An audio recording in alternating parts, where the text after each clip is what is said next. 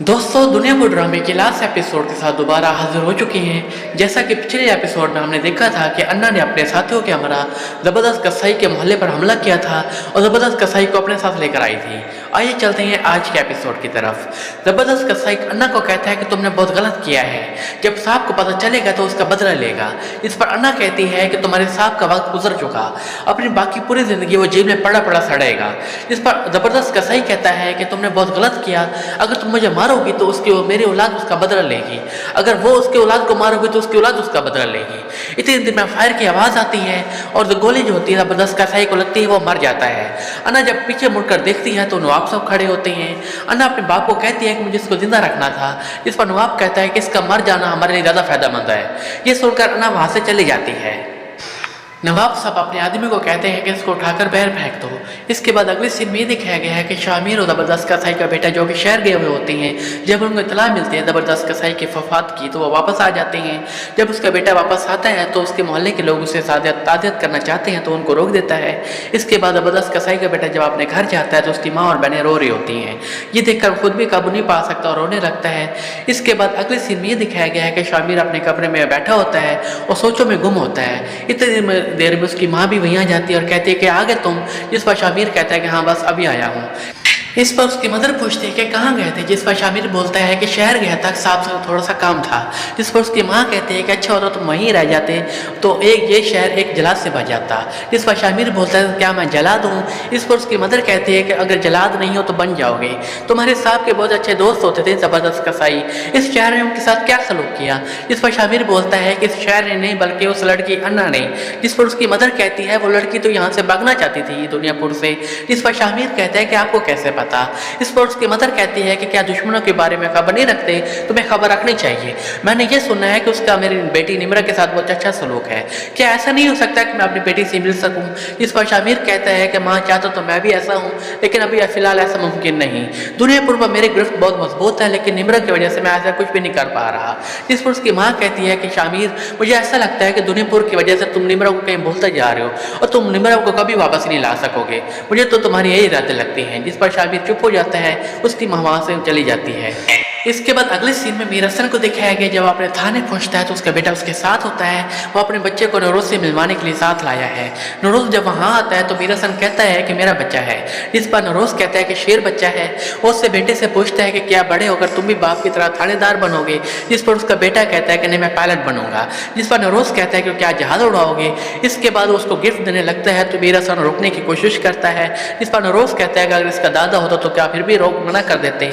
जिस पर मीर हसन चुप हो जाता है। इसके बाद नरोज मीर हसन से पूछता है कि क्या ज़बरदस्त कसाई का पता तुम्हें चल गया। जिस पर मीर हसन कहता है कि हाँ मुझे पता चल गया और आते इंक्वायरी शुरू कर दी है और बहुत जल्द उसके कातिलों को भी पकड़ लूंगा। जिस पर नरोज कहता है कि लहजे में तब्दीली देख रहा हूँ। जिस पर मीर हसन कहता है कि आप मेरे कैदी जरूर है, लेकिन मेरा एहसान आपने मुझ पर किया है। जिस पर नरोज कहता है कि मेरे एहसान को अपने काम पर दखलअंदाज होने की कोशिश न करना। जिस पर मीर हसन कहते हैं कि आपका बेटा आपसे मिलने के लिए आया है, आप कमरे में जाकर उससे मुलाकात कर लें।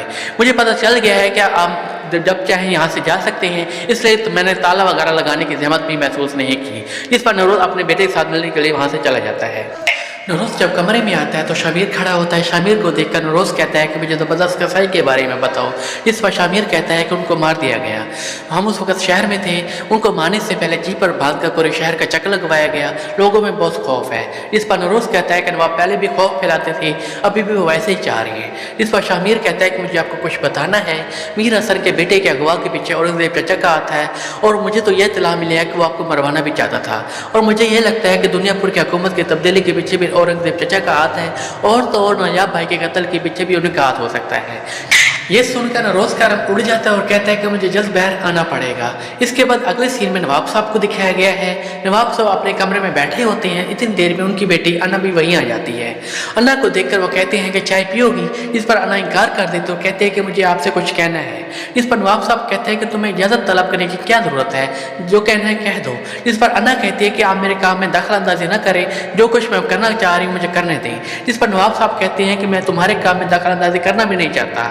हाँ, जब मुझे लगता है कि तुम कमज़ोर पड़ रही हो तो फिर मुझे दखल अंदाजी करना पड़ती। जिस पर अन्ना कहती है कि आपका अपना तरीका है, मेरा अपना तरीका है, मुझे अपने तरीके पर काम करने दें। जिस पर नवाब साहब कहते हैं कि दुनिया को कंट्रोल करने का एक ही तरीका है, डर डर। जिस पर अन्ना कहती है कि लोग आपसे डरते तो होंगे लेकिन अगर आपकी इज्जत नहीं करते। जिस पर नवाब साहब कहते हैं क्या फ़र्क पड़ता है, मुझे इलेक्शन थोड़ी लड़ना है, ये जगह जो है हमारे आबा अजदाद की है, यहाँ पर हुकूमत करने का हक सिर्फ हमें है। इतनी देर में निमरा भी कमरे में आ जाती है। निमरा को देखकर नवाब साहब कहते हैं कि क्या काम है। जिस पर निमरा कहते हैं कि मैं अपनी माँ से मिलना चाहती हूँ, मुझे आपकी इजाज़त की चाहिए। जिस पर नवाब साहब गुस्से में आ जाते हैं, उसको थप्पड़ मारते हैं और कहते हैं कि इजाज़त औकात में रहकर मांगी जाती है, तुम्हें उठने बैठने चलने फिरने सांस लेने की इजाज़त तो है, तो दूसरे कामों की इजाज़त नहीं। जिस पर निमरा रोने लगती है। जिस पर नवाब साहब अन्ना से कहते हैं और कोई काम है। जिस पर अन्ना कहते हैं कि मुझे जो आपसे कहना था वह मैं कह चुकी हूँ, बेहतर है कि आप मुझे काम में दखलंदाजी ना करें। ये कहकर अन्ना वहाँ से चली जाती है। अन्ना निमरा के पास आती है और कहती है कि अगर इजाज़त मांगोगी तो जूते ही पॉलिश करने पड़ेंगे। जिस पर निमरा रोने लगती है और कहती है कि सच्ची तो कहते हैं नवाब साहब, अगर मेरा कोई होता तो मैं यहाँ थोड़ी होती, वहाँ अपने फिर बकरियों की तरह नवाब के आगे डाल दिया। जिस पर अन्ना कहते हैं अगर तुम्हारा बाप ऐसे ही जलाते तो वापस क्यों जाना चाहती हो। जिस पर निमरा कहती है कि मेरी माँ ऐसी नहीं, वो बहुत अच्छी है और मुझे बहुत याद आती है, शाहमीर भाई भी बहुत अच्छे हैं। जिस पर निमरा कहती है कि तुम्हारे घर वालों ने तुम्हें आगे कर दिया। जिस पर अन्ना कहती है कि मैं तुम्हारी तरह नहीं हूँ, कोशिश कर रही हूँ, कामयाबी के लिए जूती पॉलिश नहीं बल्कि काम कोशिश करनी पड़ती है। ये कहकर वो वहाँ से चली जाती है। इसके बाद अन्ना अपने हुजरे की तरफ जाने लगती है तो रास्ते में शामिल खड़ा होता है। उसको देखकर कहती है कि आज कोई भी नहीं आया, सुकून है। जिस पर शामिल कहता है कि नहीं कोई नहीं, सब लोग अपने कामों में लगे हुए हैं और लोगों ने अगले माह के एडवांस भी दे दिया है। जिस पर अन्ना कहती है कि इस तब्दीली की वजह। जिस पर शामिल कहता है कि ज़बरदस्त कसाई, सब लोग अपने अंजाम से डरे हुए हैं।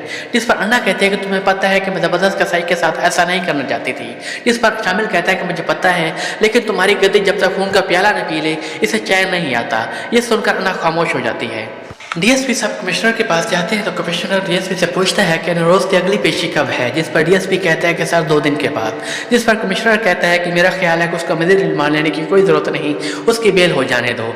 जिस पर डीएसपी कहते हैं कि सर मेरे नरोज़ के साथ अच्छे ताल्लुकात हैं, इस तरह की कोशिश आपने पिछले दिनों में की है, इससे पहले भी गवर्नमेंट कई दफ़ा ऐसा कर चुकी है लेकिन कोई फ़ायदा नहीं होता।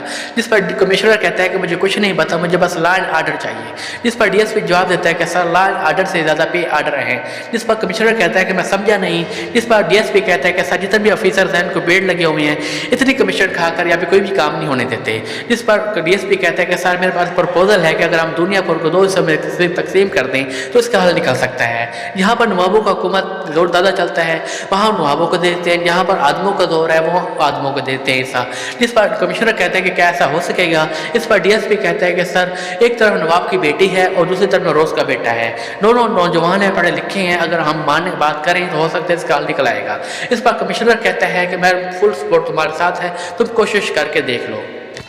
शामिर अपनी माँ के कमरे की तरफ आता है तो वो कपड़े सेट कर रही होती है। जिस पर वो अपनी माँ से पूछता है कि क्या कर रही है। जिस पर उसकी माँ कहती है कि निमरा के कपड़े सेट कर रही हूँ। जिस पर शामिर कहता है कि वो यहाँ तो नहीं रहती। जिस पर उसकी माँ कहती है कि उसकी खुशबू तो यही रहती है, मैं तो नायाब का कमरा भी सेट करती हूँ, मुझे तो ऐसा लगता है कि एक दिन वो आएगा और उसकी गाड़ी अंदर आएगी, आकर मुझे गले लगा लेगा। ये कहकर वो रोने लगती है और कहती है कि बेटा मैं तो माँ हूँ, मुझे तुम्हारी सियासत समझ में नहीं आती, मुझे अपने दोनों बच्चे बहुत याद आते हैं। जिस पर शामिर अपनी माँ से वादा करता है, कहता है कि अम्मा आप देखना बहुत जल्द निमरा को मैं यहाँ लेकर आऊँगा, वो हमेशा नहीं रहेगी। जिस पर उसकी माँ खुश हो जाती है। इसके बाद अगले सीन में दिखाया गया है कि शामिर अपने आदमियों के साथ खड़ा होता है। ज़बरदस्त कसाई का बेटा भी वहीं आ जाता है। शहबाज को देखकर शामिर कहता है कि तुम यहाँ क्या करने आए, तुम्हें तो घर पर होना चाहिए। जिस पर शहबाज जवाब देता है कि घर पर औरतें मातम कर रही हैं, मुझे बाप का बदले लेना है अभी के अभी, असला गोदामे में पड़ा है, आदमी में बहुत ज़्यादा है, किस बात की देर है। इस पर शामिर कहता है कि मैं मानता हूँ कि आदमी भी हमारे ज़्यादा है, असला भी, लेकिन अभी वक्त सही नहीं है। ये सुनकर शहबाज कहता है कि क्या तुम डर गए उस लड़की से, हालांकि दुनिया पर भी उन्होंने अपने कब्जे में कर लिया। जिस पर शामिर जवाब देता है कि मैं डरा नहीं, तुम जानती हो कि मेरे भाई को भी उन्होंने मार दिया, मेरी बहन भी वहीं है, लेकिन मैं उस वक्त कुछ नहीं कर सकता जब तक साहब जेल से बाहर नहीं आ सकते। जिस पर शहबाज कहता है कि देखो मेरा बाप जो है वो इज्जतदार आदमी था, मेरी पूरी बरादरी छुरियाँ तेज कर बैठी है, जो भी करना है जल्दी कर लो, मैं अपनी बरादरी को ज़्यादा देर तक रोक नहीं सकूँगा। ये कहकर वहाँ से वो चला जाता है। औरंगजेब किडनैपर के पास जाता है और कहता है कि मैं तुम्हें इस काम के लिए पैसे दिए थे तो बच्चा तुम्हारे पास होना चाहिए था। जिस पर किडनैपर जवाब देता है कि देखो मैं असूल उन लोगों के लिए रखता हूँ जिनकी अपनी कोई साख्त होती है, तुम तो अपने भाई नरोज को मरवाना चाहते थे। जिस पर औरंगजेब जवाब देता है कि ये मेरा अपना ज़ाती मसला है, अगर तुम काम नहीं करना चाहते तो मुझे बता देते, मैं किसी और को करवा लेता। जिस पर किडनैपर जवाब देता है कि देखो लोमड़ी जितनी मर्जी चालाक होती है लेकिन रहना उससे जंगल में ही होता है, अगर तुम पैसा लेना चाहते हो तो मैं तुम्हें पैसे वापस कर देता हूँ, अगर वरना तुम्हारे लिए एक तोहफा भी है। जिस पर औरंगजेब कहता है कि कैसा तोहफा। किडनैपर उसको लेकर कमरे में आता है जहाँ नरोज का मुलाजिम पड़ा होता है। उसको देखकर औरंगजेब कहता है कि ये तो हरामखोर मर नहीं गया था।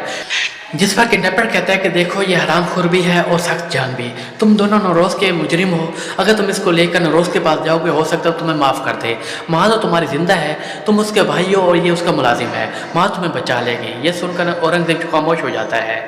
नवाब की बेगम निमरा को देख लेती है, उसके पास जाती है और कहती है कि तुम यहाँ सैर सपाटे करने आई हो, नवाब साहब तुम्हें बुला रही हैं। लेकिन निमरा कोई रिएक्शन नहीं देती, खामोश खड़ी रहती है।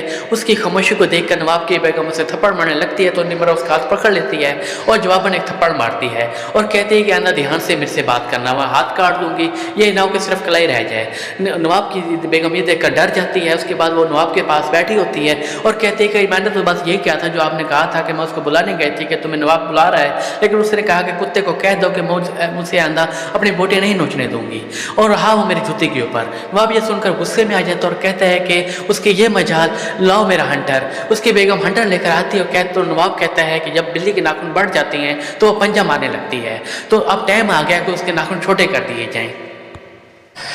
इसके बाद ये दिखाया गया है कि अन्ना अपने कमरे की तरफ जा रहे होते हैं। वो देखते हैं कि नवाब के आदमी निमरा को खींच कर जा रहे होते हैं।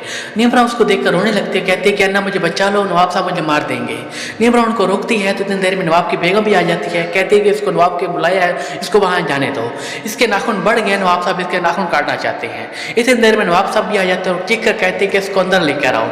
ये देखकर अन्ना वहाँ से चली जाती है। कमरे जब जाती है तो हंटर की आवाज़ आने लगती है और निमरा की रोने की आवाज़ें भी आने लगती हैं। ये सुनकर अन्ना अपने आप कब नहीं रख पाती और रोने लगती है। अन्ना शामिल के साथ जा रही होती है तो पूछती है कि उन्होंने हमें क्यों बुलाया है, जिस पर शामिल कहते हैं कि अभी कुछ नहीं कहा जा सकता, हो सकता है कोई हमें सपोर्ट की ज़रूरत हो। तो अन्ना कहती है कि हम सरकार के साथ लड़ नहीं सकते, जिस पर शामिल कहते हैं कि नहीं हम नहीं लड़ सकते, वो सरकार है, कुछ देर तो हम मुकाबला कर सकते हैं लेकिन ज़्यादा देर तक के लिए नहीं। अभी बातें चल रही होती है कि वो शामिल ब्रेक लगाता है, सामने शामिल खड़ा होता है। यहीं पर एपिसोड का सीन खत्म हो जाता है। अगले सीन के लिए देखते रहिए हमारे वीडियोज़ और जुड़ रहे हमारे साथ। शुक्रिया।